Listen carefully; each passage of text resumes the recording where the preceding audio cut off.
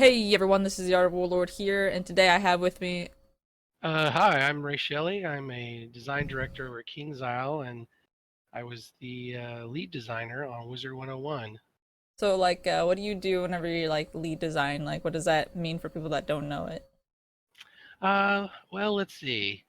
It can be a lot of things, but mostly it's helping to guide the vision of what the game is supposed to be. So you usually have other designers you work with. You work with programmers, artists, and sort of make sure that things are going all in the same direction because there's a lot of ideas that get thrown around and there's lots of good ones, but you got an idea of what the game is supposed to be, and you make sure that all those ideas sort of line up. And you also sort of keep track of how everything works together, so you don't necessarily want systems fighting against each other, or how players are supposed to flow, and if you don't want to pull one direction versus another. And there's also managerial type stuff that it's all boring and no one wants to talk about. So And you worked on the game design portion just for First Dark to Grizzleheim, right? yeah, I did. I was the 10th employee at Kings Isle, so I was, I guess, the first, on staff designer. I mean, Todd Coleman, had the vision for the game and sort of how it was supposed to go, and he hired me to sort of, design all the details and sort of put it all together. So, yeah, I was there at the very, very beginning before we had anything. We just had it all done on paper, and in fact, we used little Legos to sort of plan out what we were doing. Figuring out how the cards worked and how all the systems worked together, and what our worlds were and how we're going to break things up. um, try and use familiar things so that people could sort of understand the world they were in, because we knew we were going after a younger audience. But yeah, I worked on everything from Wizard City all the way through Grizzleheim, and we planned out Celestia. That was the last one I had a hand in. Do you remember how you felt the first day that you were on the job? I was looking for a job at the time, and I interviewed at Kings Isle, and it just felt great. It was a small little group, and they were all real excited about what they were doing. And I remember, they couldn't tell me too much about what it was, but again, they were, excited, and they managed to give me an offer that day, um, on my drive home, which is unheard of. Hmm. Because I told them, like, I think I'd like to work here because it just sounds fun. The environment's fun, the people are fun. What we're working on, the little bit that they told me sounded really fun. So first day, I got the download of what we were doing, and we had these little hand-drawn spells that Jeff Tony had drawn little pictures on, and they just had some random numbers on them. And they had this combat system that was planned out. As it was weird, it was done in steps of 7, so you had to play like a bunch of cards all at once to fill up 7 slots. And because they're trying to automate the combat to some degree, it was very, very clunky. So the first thing I did was rip all that out, and you're like, okay, let's try and change the way this works to make it a little bit more like, closer to card games that are out there today. um, and so that's how it started, and it was super collaborative. And we sat. It was this one major sort of pit area. It wasn't very big. You could only fit, a handful of desks in it, and there were maybe 3 or 4 offices that surrounded this little pit area. And we had this table in the middle, and we all would just sit around the table, playing with these cards and talking about stuff and riffing about what's going to feel good. We didn't have any schools of magic, although we had things like Ice Serpent or Evil Snowman, and we might have had Firecat or something. It was just very, very few little. They were just fun drawings. They didn't really have any groups or associations with anything. It was just, hey, draw some fun stuff and throw some numbers on it and let's just play around with it. Um, so while we were working on the mechanics of how that all uh, sort of behaved, I was starting to group things in my mind about how we should organize these things. I had originally started with no locked schools, right? It was just there were schools of magic and you could learn all of them. And the different types of spells would be in different groups. Hmm. And I had, chaos and order and, fire. And I had these sort of opposing things. But they wanted it to feel more like an MMO where you pick a class, right? And I was like, okay, well, that makes sense. So then I divided them up a bit differently until we had these schools that you chose rather than, hey, I'm just a wizard and, I can pick whatever I want, which was more like a card game, right? So Hmm. once we decided there were going to be schools and that those were going to have behave a particular way, then things just sort of to fill out, and I had to give each one an identity, and it was just, like a rocket ship from that point forward. So you mentioned from like just the sounds of it, a lot of the people that you had on the team at the time were very creative people. Like Jeff Tony's very creative as a DM. You probably had multiple people like that on the team. There weren't very many of us. In fact, originally it was me and Artie were supposed to be the only two designers, and we were supposed to do everything, like every implementation, every design, all that stuff. And so that actually, because that was our restrictions and we didn't have an infinite amount of time, that really sort of formed how we created content and how we built our tools and how we built our environments and all that sort of stuff. Hmm. So originally it was Artie and I and Todd uh, writing all the story. So what would happen is we got it down to a science after a while, where we'd pick a theme for a world, and then we'd pick iconic, sort of places that would fit in that theme. And then, we'd have a whole board of them. We only had a certain amount that we had enough time to do. And so Todd would come in and we'd talk about stuff, and he would pick the ones that he liked. Like he liked this one, this one, this one. So these were the sort of the locations, if you will. Okay. And then we take those locations, and we had an overarching story with Malastare about sort of what was supposed to happen. Like, okay, here's the bit. He's you know this bad guy, and he's doing this thing, and then how we get there was what we were trying to figure out. The little minor arcs. So we said, okay, well, we're going to have this many worlds, and so this, let's say, Wizard City is this portion of the arc. So it was sort of a sub story that made progress to the bigger one. And so after we had our locations, we would figure out, okay, what's the story of this world? And then how does it move through these locations? And we would order them like, okay, so here they are, and this is the order that they go in, and this is how we tell the little sub part of the story. And then it progresses the main story in this way. How did you come across your name? It was just a character for D&D I played a very, very long time ago. It was just one like I said, it was a character I had a good run with, and he was fun and it was neat, and so I just kept using it. It's also short and easy to type. Um, and of course, back then, it was you didn't have to worry about online names or anything, so it was just easy to get in games once I started playing. But now it's all over the place, so it's harder to get. But yeah, that's where it came from. Just an old D&D character. Okay.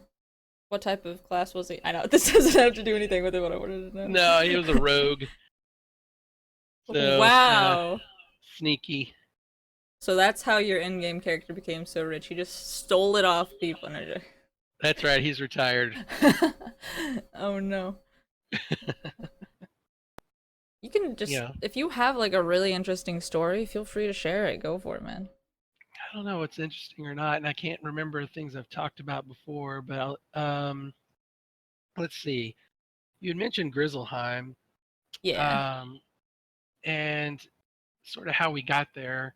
I think Carl talked a little bit about how we, used to piece things together, Mm-hmm. and that goes back to the fact that that Artie and I were the only supposed to be the only designers. So if we wanted to do world building, there's no way we could um, do all that ourselves. We're just two people. So that's why we did things in these pieces. Art would make the pieces, and then Artie and I could stitch them together. And we would do one custom piece, which was the main hub, and everything else had to be these pieces. But as we grew, we we could do bigger and better things. We realized like, hey, it would be more fun if we did this. We had just gotten a big influx of designers and artists after we had launched Wizard. It was doing well, and Did you I remember, expect it to do as well as it did? no, not really. Our bar for success was relatively low because the team was so small and we had done things, relatively quickly.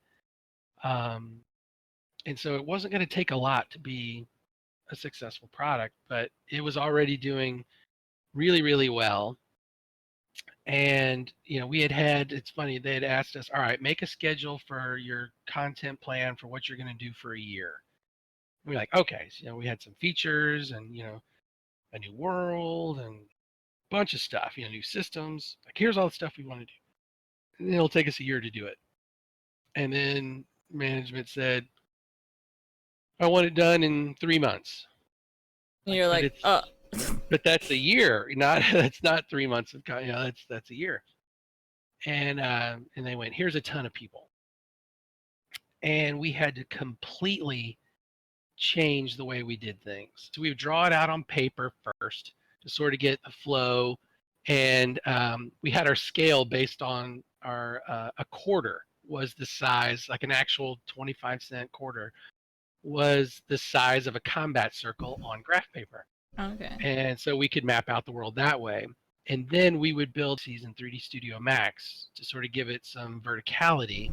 And here's the flow, and here's rocks and some trees and other things like that we need to get from place to place. And it would take, designers aren't artists, so it takes us a while to make these things. Like, it takes us maybe a week, but because we had to start making things so quickly, we started enlisting artists to make the proxies, and we would just review them. So each individual load was being done by an individual artist simultaneously, and they could do it in a day. Oh, So instead of the week that it took us, so we want to do 12 environments, that's 12 weeks. No, we want to do 12 environments, we have 12 artists, that's 12 days. Um, and just for the proxy. So, but we would have to review it constantly. So Artie and I would walk, we did these things called walk rounds where we went to every single person's desk twice a day, which is somewhat disruptive, but we were moving so fast. It was the only way we could do it because we didn't have time for them to finish it and then us to look through it and then make edits and then look through it and then make edits. We just didn't have the time. We had to do edits as we were going, um, so that we could, get it done on time. We did the same stuff with the programming and all the systems we were doing. And we essentially got all of that work done in 4 months. So it was a year's worth of stuff done, and not quite in the 3 months they'd asked for. We got it done in 4 months. I was really proud of the team and all the work that we had done. It was just so many people working in unison to get so many things done so fast. At first, I was like, "You're crazy. We can't get that much done." But that was a lesson I learned: is you never know, how much you can get done until somebody asks for the impossible, right? So like, I want this impossible thing done. Instead of going, nope, can't do it. It's like, well, let's just, give it our best shot. And it's just one of those things, lessons I learned is, yeah, you actually can accomplish some crazy things if you really, really try and focus.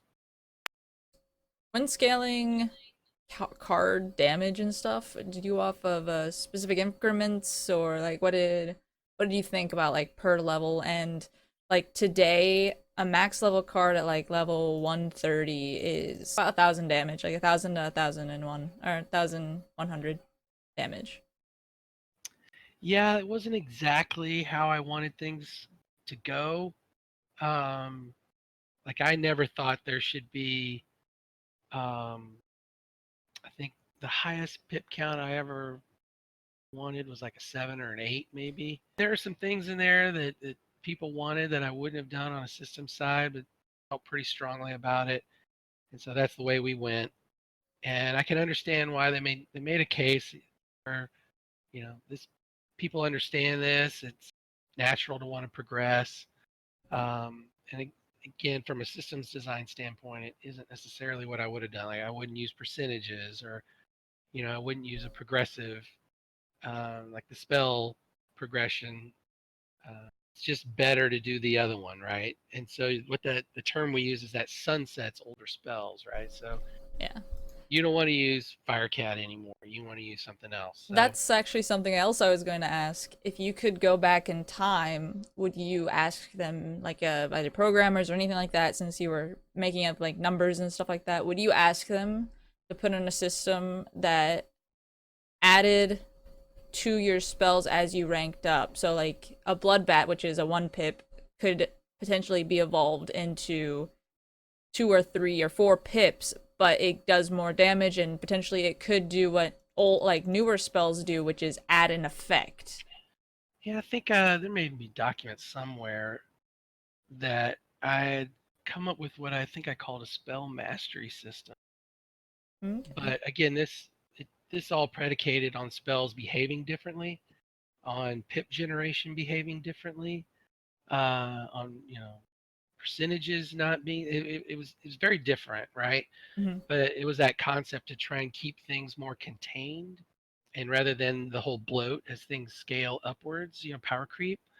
Um, so I don't know exactly how it would work. I mean, I'm sure I could come up with something in with the current spell system, but these walls that we're hitting and sort of these sorts of things were the problems I was trying to avoid.